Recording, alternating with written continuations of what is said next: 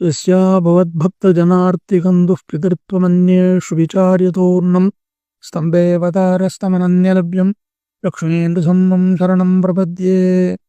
இந்து தர்மங்களில் பலவிதமான பண்டிகைகள்லாம் கொண்டாட வேண்டி சொல்லியிருக்கு.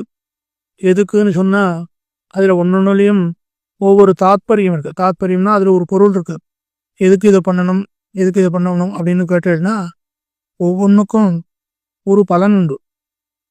உத்தேசமாக ஒரு காரியம் பண்ணலாம், பண்ணக்கூடாதுன்னு சொன்னால் நமக்கு எப்படி தெரியும்னு கேட்டால் அவள் நமக்கு இந்த சாஸ்திரங்கள்னால தான் தெரியும். அதுதான் சனாதன தர்மம் அப்படின்னு சொல்கிறோம் இல்லையா. அந்த சனாதன தர்மத்தில் பலவிதமான பண்டிகைகள் சொல்லியிருக்கு. அதாவது உத்தராயணம் தட்சிணாயணம்னு 2 அயனம். அந்த அயனத்தில் தட்சிணாயனம் பிறந்தா எல்லா பண்டிகைகளும், அதாவது இதிலேருந்து ஆரம்பித்த நவராத்திரி, தீபாவளி, திருக்கார்த்திகை, ஆருத்ரா தரிசனம், இப்படி எல்லா வரும். தை பிறந்தால் கல்யாணங்கள் நடக்கும்னு சாதாரணமாக ஒரு சாஸ்திரங்களில் சொல்லியிருக்கு. அதில் இந்த நவராத்திரி முடிஞ்ச உடனே, நவராத்திரி எதுக்குன்னு சொன்னால் 9 நாளில் பகவானை சேவித்து உற்சவங்கள்லாம் நடக்கும். அதில் சேவித்து அதனால் அவனுடைய அனுகிரகமானது நமக்கு கிடைக்கும். அந்த அனுகிரகத்தினுடைய பலனால் மேலே நமக்கு உடனே தீபாவளி வரும். தீபாவளின்னு சொன்னால் தீப ஆவளி, தீபத்தினுடைய வரிசைகள், தீபத்தை ஏற்றி கொண்டாட வேணும். எதுக்கு அப்படி கொண்டாடணும்னு சொன்னார். அதாவது நரகாசுரன் ஒருத்தன், அவன் ருக்மிணிக்கும் கிருஷ்ணனுக்கும் பிறந்தவன் தான்.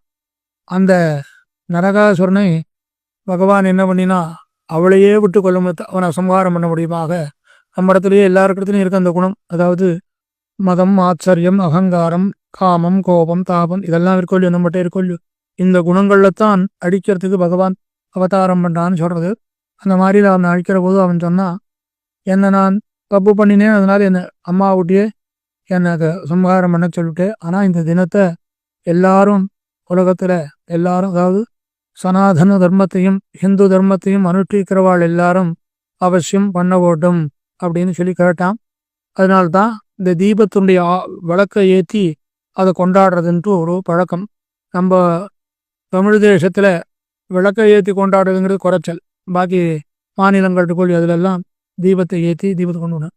அது பிடிச்சிட்டு அன்றைக்கி எப்போவுமே சாஸ்திரப்படி விடிய கால, அதாவது சூரியோதயத்துக்கு முன்ன எண்ணெய் தேய்ச்சி ஸ்நானம் பண்ணக்கூடாது.